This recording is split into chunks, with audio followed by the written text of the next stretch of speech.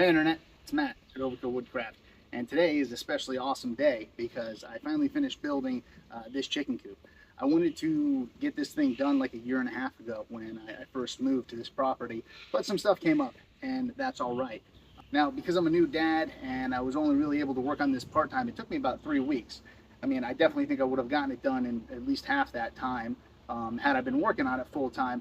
But therefore I didn't have time to do like a full build video on this. So I'm just going to kind of focus on the tour today, but I'll definitely cover some of the aspects of the build, and I think that is what makes this coop unique. Specifically when it comes to the overkill that I put into it, and more specifically into the predator proofing of that. And that's not me like being cute with the overkill woodcraft or whatever. Like I think I actually have a sickness, and this build confirmed it. And my reasoning behind that was, I mean, we have just about everything out here. You know, we've got golden eagles, hawks, coyotes, raccoons, possums, and while they're a little bit more rare, we do get black bears. So I wouldn't necessarily say this is bear proof, but I don't think I could have made it any more tank-like and sturdy. So, you know, just because if you're going to own animals or farm animals, livestock, whatever you want to call chickens, then I think it's your responsibility to obviously do your best to keep them safe. And I've seen too many people talking about, oh, we lost, you know, chickens, we lost our whole flock due to this, that, or the other predator. And, you know, I'm not saying I'm perfect, but that's just something I take very seriously. So I'm going to do my best to make sure we don't lose any of these chickens when we get them in a few days. Now, I will warn you, too, I don't have any experience with chickens. My wife grew up on a farm, though, but you know, I did a ton of research, and I think I've checked just about every block as far as what they need for their health and their safety. So I won't drag this out too much longer. We'll go ahead and get into it. And first I will start with the location of the coop itself. As you can see, I don't have a whole lot of flat spots on my property, so this was kind of one of the more semi-flat spots, if you will. Still had to do kind of a lot of leveling. Everything is more difficult to build and work on when it's on a slope or on a hill in this instance, and that's part of the reason why this took so long. But the main reason why I chose this spot is because of the shade and the proximity to my house. It's close enough, but not too close to where they should be waking us up, because eventually I might get a rooster. But you know, it was pretty hot out earlier, and it's a super clear day today, and it was still nice and cool here. So now let's move on and talk about the obvious thing sticking out, and that's this Dutch door. I've always wanted to make a Dutch door, so I'm glad I got the opportunity to do it here, and I figured it would just come in handy for when I'm tossing scraps in, because we plan on feeding them a lot of our kitchen scraps and then letting them compost using the wood chips and everything that I put down on the ground inside of the run. But pretty straightforward design. There's a little chain that I'll show you in here that I just used. It's a very high speed technology, and that just keeps it closed.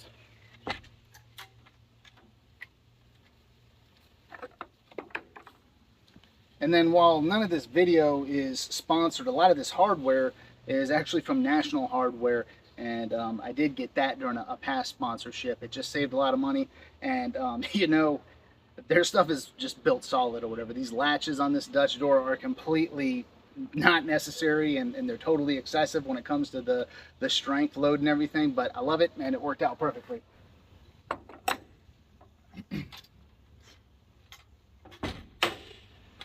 I just have 2 deadbolts here.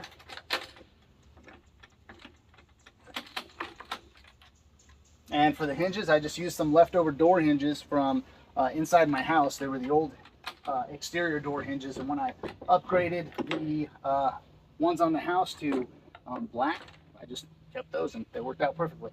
Now, because we're on a slope here where this door opens, I did make sure to you know, obviously fortify this as much as possible, but I took just cinder block, the toppers that go on, you know, on top of cinder blocks or whatever, and I buried 2 of those there, along with putting an extra predator apron that goes on the inside as well. So definitely nothing's going to be crawling through there.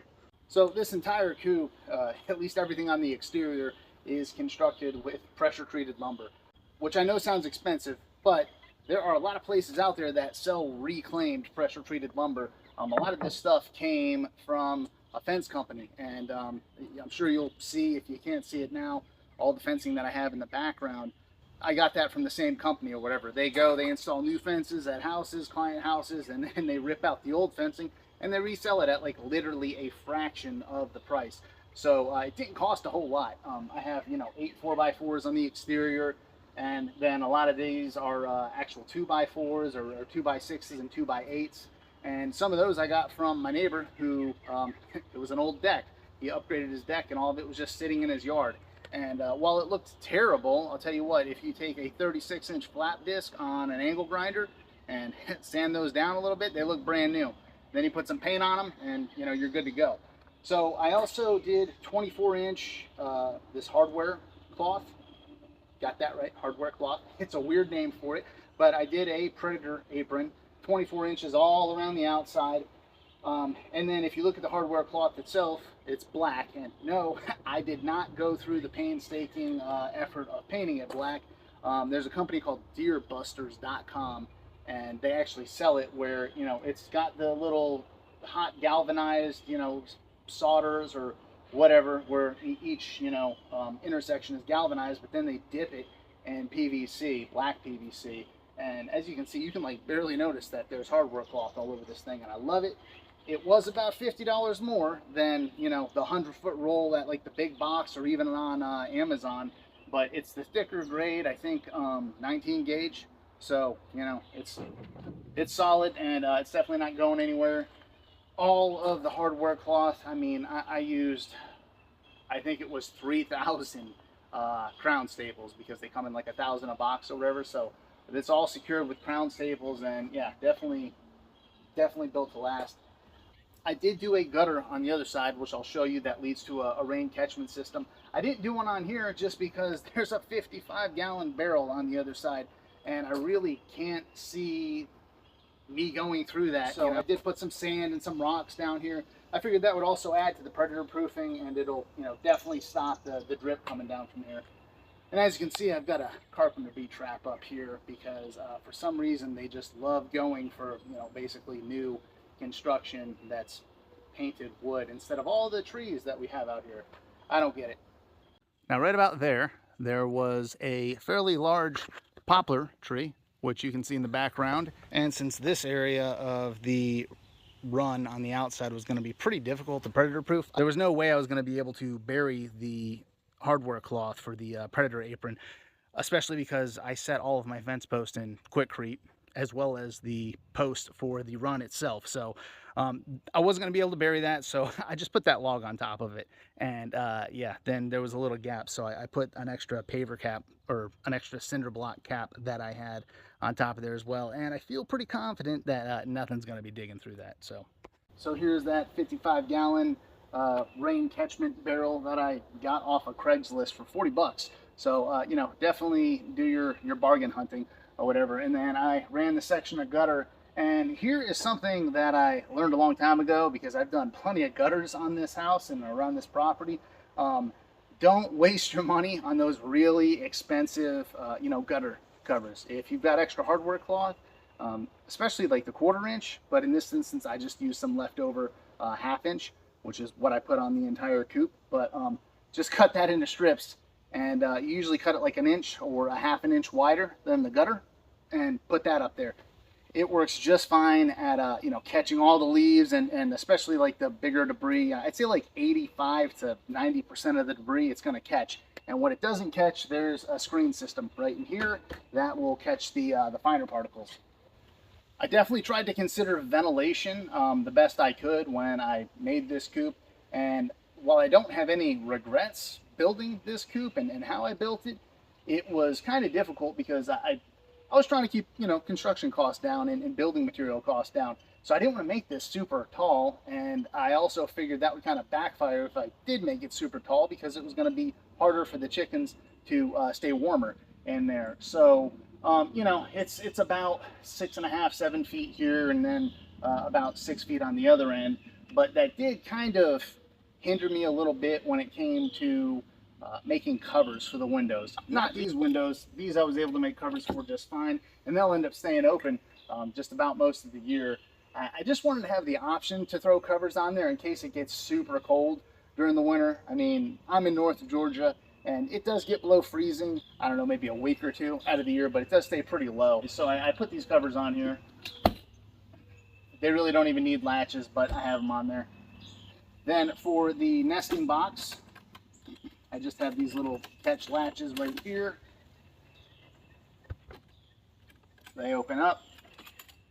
Then this drops down. I've already got my fake eggs in there, ready to go.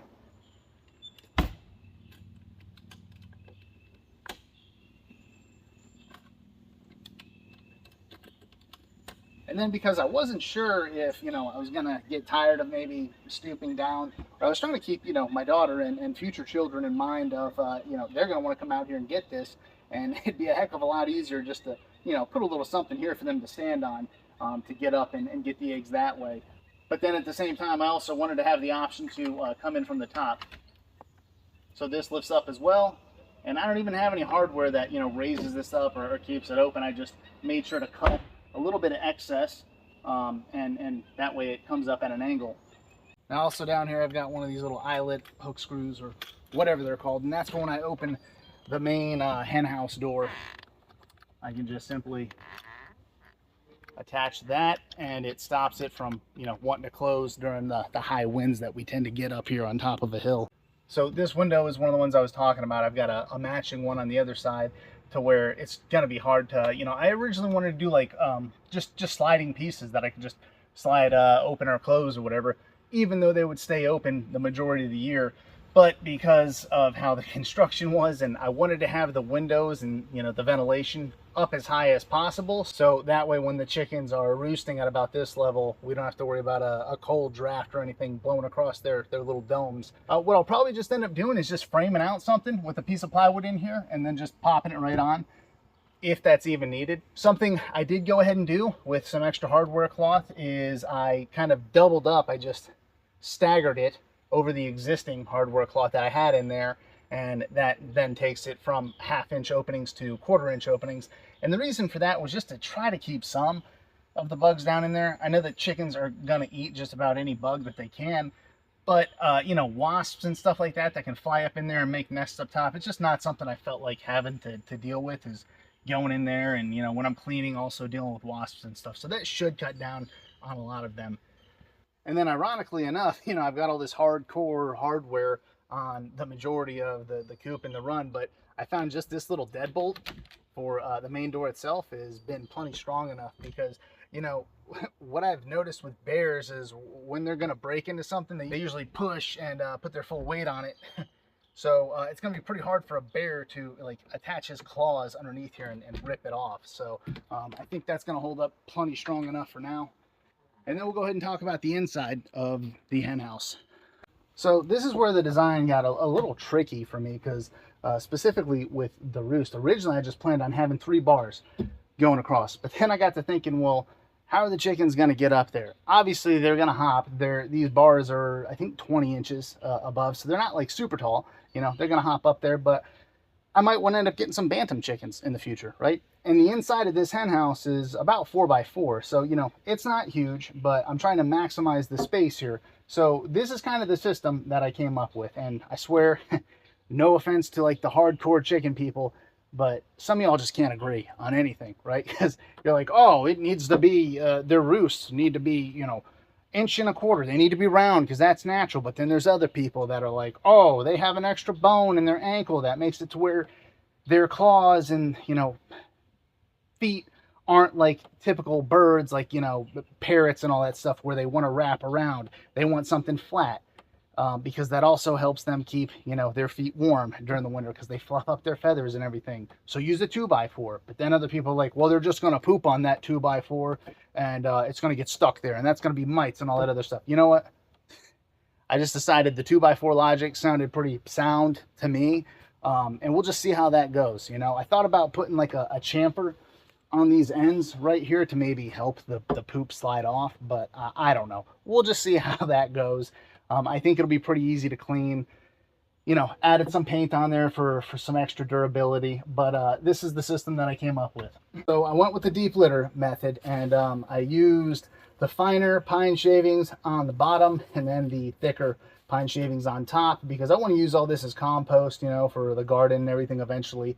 I was gonna do industrial hemp. Everyone says like that is the absolute best thing that you can use. It keeps down on dust, and you know, obviously chickens are more sensitive to dust, but you know, it doesn't seem very dusty with this stuff. And I know a lot of people use pine, and it was just so much less expensive than the hemp. Like the hemp was ridiculously expensive. So I'm gonna see how this does in comparison, and you know, go from there. I'll modify as need be. So this actually does slide out. Okay, I'm not trying to, you know, not trying to expose all my deep litter here, but I just use some simple L brackets on the inside of here. And whenever I have to go and empty this, then I'll just be able to pop this out and slide my wheelbarrow right up here. You know, that's what I see a lot of people doing, and I like that design. Now, what I came up with for the roosting system, and I tried to keep this kind of, you know, modular and easy to change if possible. So none of this is really bolted in. The only thing that's bolted in are the 2x4 in the front and the 2x4 in the back. This ramp, it's just friction fit into here onto this platform, which is also not bolted in. It's just right there. And then same thing goes with the 2x4 that goes across. All right, I just made some little U-channel brackets, but I just popped this right into here. And then I take the ramp,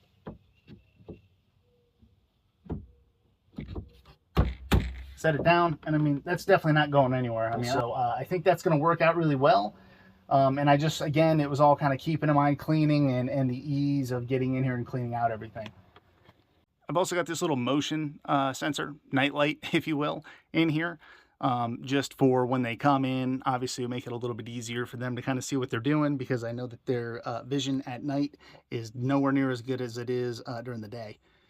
I also went ahead and just foam sealed any gaps and used silicone on some of the other gaps. And I mean, I wasn't trying to make it airtight by any means, but I definitely wanted to kind of keep the critters out and keep it from, you know, being drafty if possible. And I also meant to add that I did use just a sheet of linoleum underneath here. And then, as you saw earlier, I just went with 3 nesting boxes, and they might look a little big, but they're actually just over 12 inches by 12 inches by 12 inches each. And, you know, I only went with 3 because that's supposedly, you know, chickens, it's a 1 nesting box per every 4 chickens. So, and I only plan on having, you know, 6 to 8, possibly 9. I think I can fit that in here comfortably, especially with the huge run that I have for them.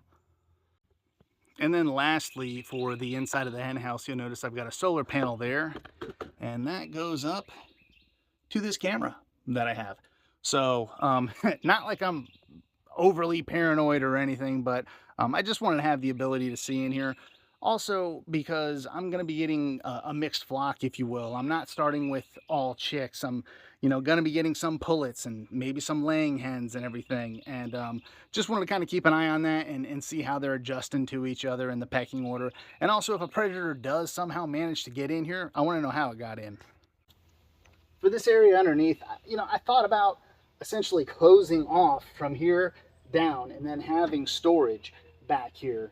I figured, one, it would keep down on the cost of, you know, hardware cloth or whatever, because I have a bunch of extra pressure treated plywood lying around, and it would be a fun puzzle. You know, I love making storage out of spots like this, but my garage is like 100 feet away, maybe 150 feet away or whatever. It's not going to be that much of a pain for me to just grab whatever, walk it over here, or put it in the back of my truck. So I figured it'd be better just to let them have the extra space, especially because, you know, while I want to free range my chickens eventually, they're all going to be cooped up for at least 2-3 weeks at first, while they get used to, you know, being in here and having them, you know that this is their home or whatever. So if any of them start getting crazy and, you know, laying eggs under here, if this just becomes a problem for whatever reason to where I'm having to crawl underneath here repeatedly, then I might end up blocking some of it off. We'll see. I'll just, like I said, kind of see how it goes.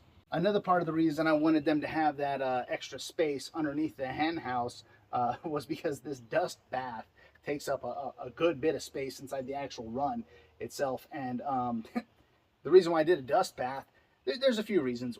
One, we don't really have dirt here. It's just non-existent.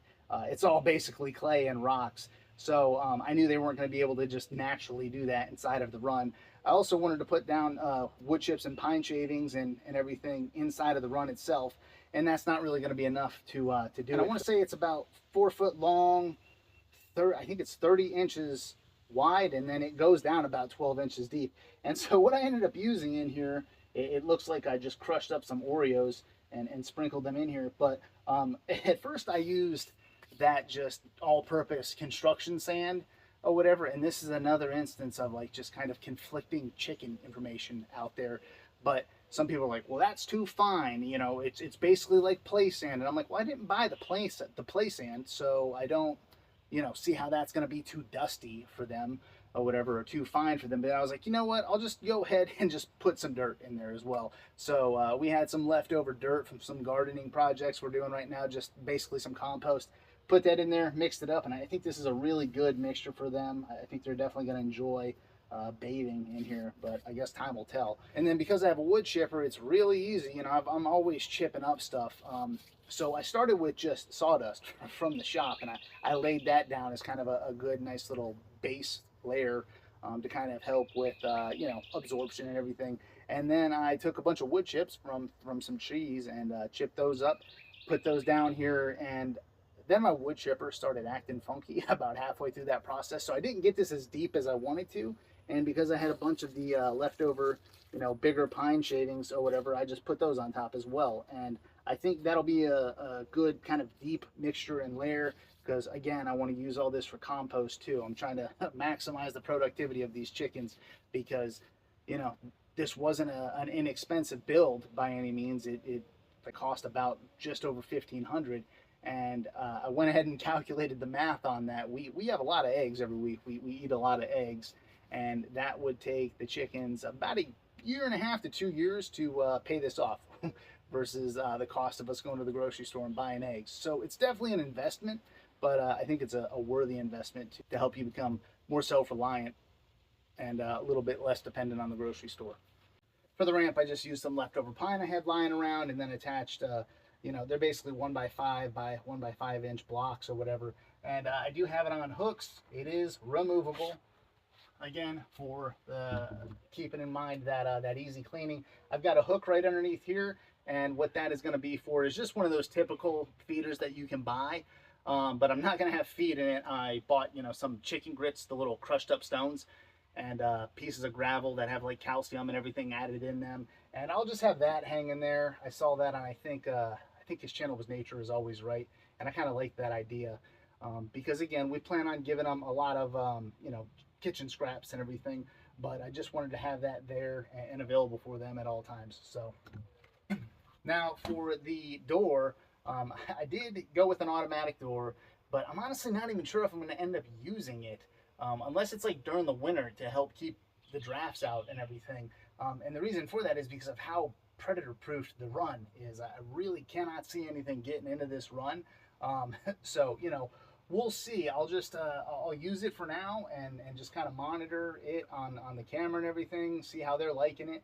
And it does, look, I wasn't about to spend 200 plus bucks or whatever on a run chicken run or just some of these insanely pricey automatic coop doors. This was about 100 bucks. It's called the Matic Coop X. I don't know. I'll leave a link for all of this stuff, which again, none of it's sponsored, but I'll leave a link to all of it down in the description, and you know, you can check it out for yourself. It had some really good reviews, and it has some of the safety features, like if a chicken is you know, they got their head caught in there or whatever, it's got the pressure release to where it's not going to kill the chicken by, you know, choking it out or whatever. So it senses light, but you can also put it on a timer. So it seemed like it checked a lot of the boxes that I was looking for. If it croaks on me here in the next couple weeks, I'll definitely post that in the comments and let everyone know.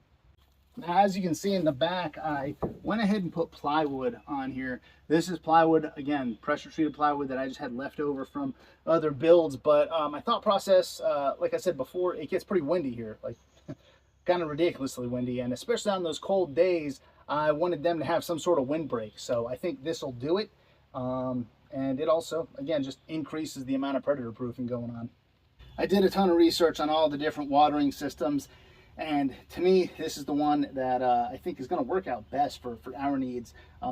They're the little clucker watering cups or whatever. They don't have those little things that they have to poke and learn or whatever. It just seems natural. It's like a puddle of water. They come, and when it gets too low from them, you know, splashing all of it out, it just fills right back up because it's got this little sensor basically in there. It's all, I think, pressure. You know, it's got a pressure sensor on there. So I like that. It seems low maintenance. And it was super easy to hook up. It already came with the T attachments or whatever for the PVC. Although, looking at this right now, I am noticing I've got some wet spots here. And that could just be from, you know, me not using plumber's tape when I attached it. I didn't think it really needed it. But who knows? I'll figure out what's going on with that. But it's not a whole lot of leakage, and I'm really happy with it so far. So I'm definitely going to stick with it. The feeding system was also something I was really kind of struggling with as far as what I was gonna go with, because there's a lot of things you got to check off. You don't want to make like a huge mess with getting the feed out everywhere. You also want it to be fairly rodent proof, you know, and easy to fill up and everything. So this is something, again, I think I took from Nature is Always Right, his YouTube channel. These little downspout attachments on here, they make it really easy and mess free. They can poke their heads in, get the feed out of there, but when they pull it out, there's obviously this lip here and the lip around it that stops them from, you know, being able to pull this out and make a mess. And then I just zip tied it to these awkward kind of gaps that I had between the run and the hen house. And then the cap on here, it still manages to fit on and slide off really easily, and that'll definitely hold a ton of food for them. The only thing that I'm kind of concerned about is, I mean, I know they don't all need to eat at the same time, but you know, there's going to be 6 to 8 or 9 of them, and I don't know if 2 feeders is going to be enough. I don't want like any kind of like prison, you know, lunch line brawls breaking out and chickens just kind of on each other or whatever. So we'll see how that goes. You know, I'm gonna see if this does the job, and if anything, I'll just have to supplement it with an additional feeder elsewhere. So now, like I said before, hopefully I'll be able to get these chickens to free range safely. But for the first, you know, 2 or 3 weeks that they're all cooped up and just in the run, I didn't want them to be bored. So I have a couple boredom buster ideas that I've seen, you know, others do. And one of them is this, it's essentially like you take a head of cabbage or lettuce or whatever and just screw it to, I just had an extra screw from like a rope bench swing that I did out back or whatever. And so this just unhooks from here when it's not being used. And then I kind of centered it in the middle of the coop, the run, so they would have enough, you know, room to all kind of go at the head of cabbage or whatever and just drop it down and let them go to town. So, and yeah, when it's not in use, just take that and flip it on there and it stays out of the way. And I'm definitely going to make a chicken swing for them. And I might put a couple little like roosting bars in here. I'm not totally sure. I wanted to take the stump from that poplar tree that I had to cut down that was in the way and put it in here and like make some cool like roosting bars on that, but it was just going to be too big and I felt like it might take up too much space. So I'll come up with more, you know, fun chicken activities for them. And for some added safety and just kind of light out here, because it does get super dark, just added these solar lights. It was like a 6-pack, I don't know, it was like 20 something bucks or whatever on Amazon, but they seem to be working out really well so far. And I'll show some photos of that at night. But yeah, and obviously it looks great. As you can see, I went through the trouble of, you know, painting everything. Yes, it's a chicken coop. It's going to get dirty. I'm totally aware of that. But it was just a bunch of leftover paint that I had that I've used on all of my fencing. And it's great for, you know, outdoor projects. It holds up really well. I mean, it is going to show the clay and everything a little bit more. But I don't know, looks on projects are important to me. You know, I'm used to making fine furniture or whatever. So I wanted to make this as nice as possible, and I'm really happy with how it came out. So adding the paint, you know, it's more than just the looks as well. Obviously, it's going to add a lot of protection. All the fencing that I've used, it's holding up really well. And, you know, the paint definitely has something to do with that. And the last and maybe most important part of this build is this cool little spot that I carved out for this nice glider rocking wrought iron bench that I got offline for a steal. Because, you know, while we don't plan on coming out here every day to feed them or anything like that, we're going to come out here to, you know, check for eggs. And they're definitely not going to be considered pets, the chicken, but they are still animals on our property. So there's going to be a connection to them. And it'll be fun to just sit and watch them and kind of relax and, enjoy their antics or whatever. So, you know, having a nice spot to do that, I think is important. And when I mentioned before that it was fine that this build took me as long as it did, what I was referring to was there's never enough time, right? It seems like there's never enough time to get all these projects done, or you know, do the things that you want to do. So everything before this that was considered a priority, such as all the fencing that I did and all the erosion control issues that I was dealing with on my property, all of that kind of led up to this and made this a lot easier. I remember when I was like fairly new at the full-time woodworking thing, it seemed like every commission there was some process that I had to learn, and not necessarily like a setback or a hurdle. I guess a hurdle that I had to overcome for that specific commission. And I remember telling my wife that, you know, one day all these hurdles that I'm overcoming for each and every build and commission is just going to lead to me just knocking out a commission without any hurdles, without any hiccups, because I'll have acquired that tool I needed, or you know, learned that process that I needed for this specific build. And that's happened plenty of times since then. You know, builds go very smoothly, and I'm not saying I'm done learning. There's still plenty of that I learn on every build, but I think that really applies to this coop. And that's something that I like to kind of reflect on with it, is that, you know, had I not settled this fencing beforehand, setting posts for this would have been a lot more difficult, and it would have taken a lot longer. And had I not dealt with a lot of the erosion control issues that I've dealt with already leading up to this, I wouldn't have had some of the equipment that I had.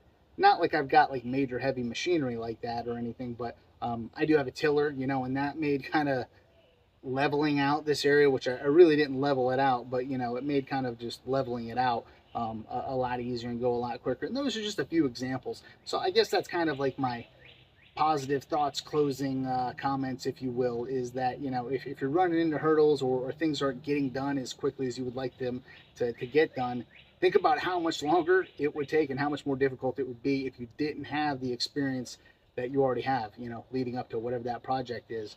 And then just think about how awesome the outcome's going to be, because we love this coop. We're really happy with it, and this has been like just one of the biggest projects that we wanted to get done. And so I'm definitely thrilled about it. So with all that being said, if you've got any questions, I am always happy to answer them. Go ahead and drop them in the comments. And in the meantime, I'd appreciate a like and subscribe, and I'll definitely see you next time. Take it easy.